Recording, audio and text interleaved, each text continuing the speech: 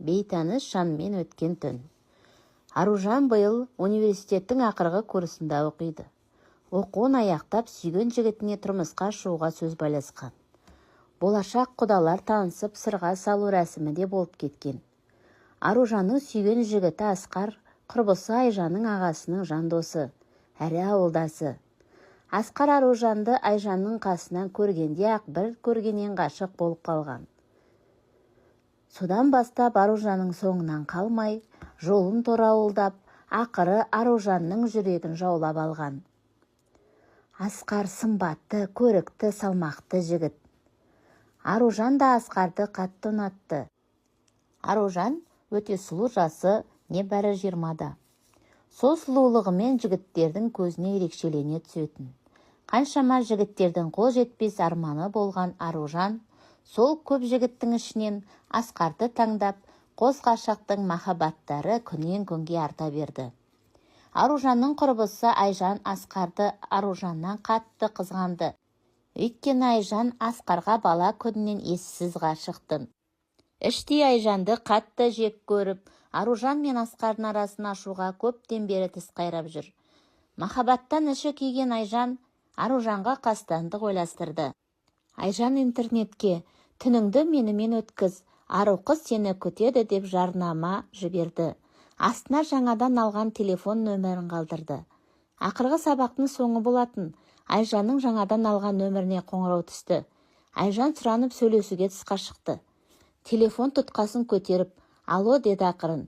Желінің ар жағынан ер адамның дауысы. «Алло, мен жарнама бойынша қоңырау шалып тұр едім. Бізге бүгін кешкі сағат 8-ге қыз керек. Суткаға». Айжан ойлаған ісі ойдағыдай жүріп жатқанына қуанып. «Алло, иә, әрине, болады. Бағасына барғанда келісерміз. Мекен жайыңызды осы номерге жіберіңіз». Бәрі шешілді.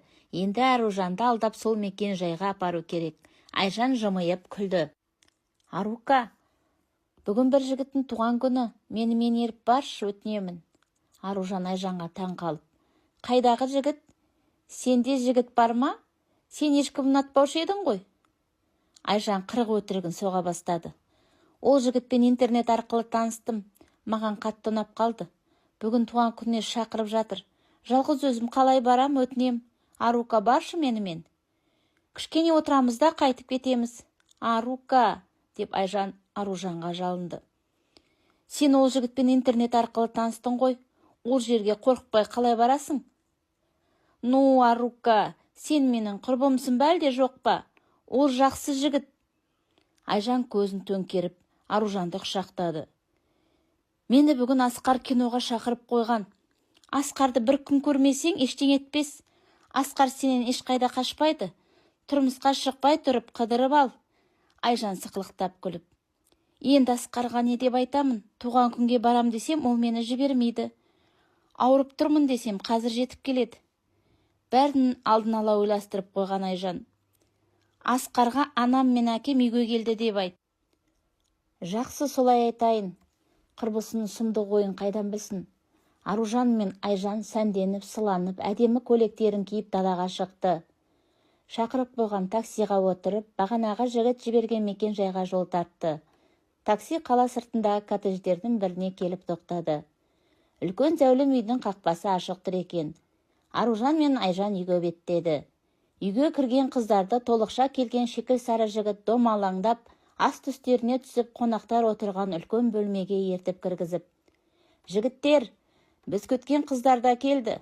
Қонақ бөлмеде отырған 3 жігіт бізге жалт қарады. Бізді отты көздерімен басымыздан төмен барлап қарап шықты. Бергі жақта арақ құйып тұрған жігіт қутыңдап: «Сұлу қыздар, келіңдер, отырыңдар», деп дастархан басына шақырды. Дастарханда сан түрлі тағамдар, неше түрлі ішімдікте самсап тұр. «Ал сұлу қыздар, есімдерің кім болады? Таныса отырайық». Манағы біз келгенде арақ құйып тұрған жігіт қутыңдап. Айжан сызыла жымиып: «Есімім Айжан, құрбымның есімі Аружан». «Ал енді өзімді таныстыра кетейін. Есімім Алмас. Мына 2 жігіт менің қонақтарым, достарым.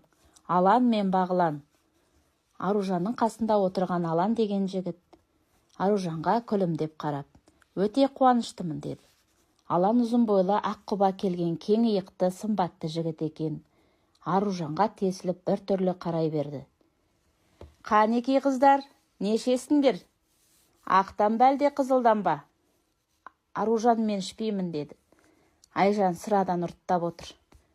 Айжан мен Алмастың сөздері жарасып, қызу әңгіме дүкен құрып кеткен. Аружан дастархан басында өзін өзі жайсыз сезініп, ыңғайсызданып отыр. Өзінде үн жоқ. Көзі жәутеңдеген еліктей жан-жағына үрейлені қарап қояды. Тез тұрып бұл жерден кеткісі келді. Бағлан мен Алан Аружаннан көз алмай қарай береді. Қазір келеміз деп Айжан Алмаспен шығып кеткен. Сол кеткеннен Айжан кешіге бастады. Аружанның мазасы кетті. Қарама-қарсы отырған Бағлан да, қасында отырған Алан да Аружанды көзбен жеп барады. Аружанның бойын қорқыныш биледі.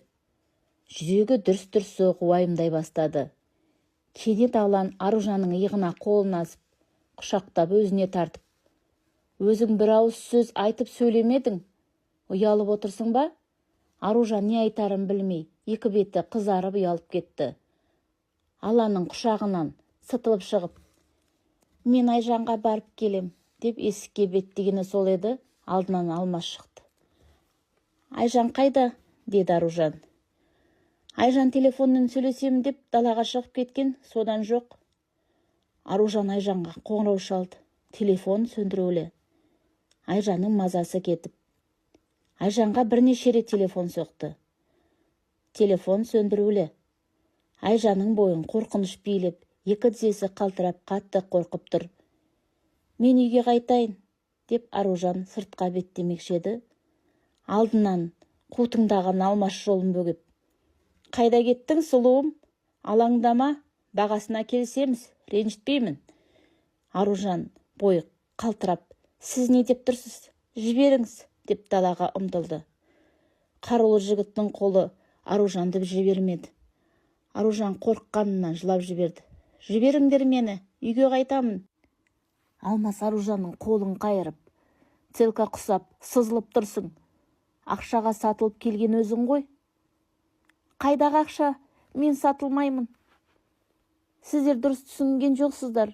Аружан жан даусы шығып айқайлап: жіберіңдер, өтінемін, жіберіңдер. Ботадай боздаған Аружанның көз жасына ешкім қарамады. Алмас Аружанды иығына көтеріп алып, бөлмеге келіп, төсектің үстіне лақтырып жіберді.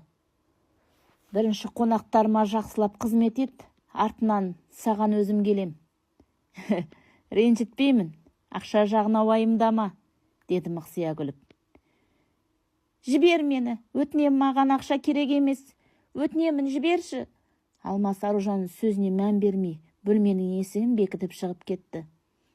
Аружан жүгіріп терезеге келді. Терезеден қашып құтылу мүмкін емес. Темір торлармен бекітілген. Енді құрыған жерім осы болдау.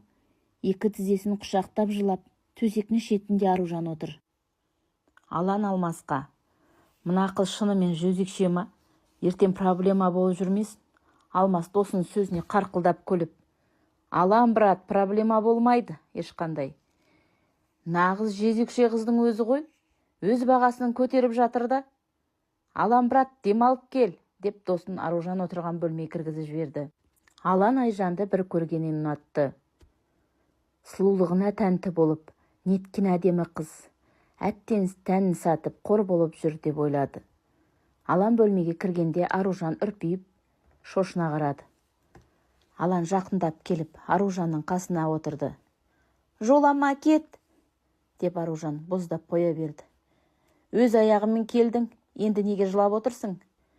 Бірінші рет жігітпен жатайын деп тұрған жоқ шығарсың. Мен қызбын, мен ешкіммен жатқан жоқпын. Алан Аружанға сенбеді. Қыз болсаң мына жерде не істеп жүрсің? Мені құрбым туған күн деп ертіп келді. Шарапқа масайраған Алан қызды жібергісі келмеді. Қыз болсаң дәлелде, бүгін түнді менімен өткіз. Егер шынымен қыз болсаң, саған ешкім тиіспейді. Егер мен қалмаймын десең, жолың ашық, кете бер. Бірақ сені жігіттер жібермейді. Бәрімен болып шығасың.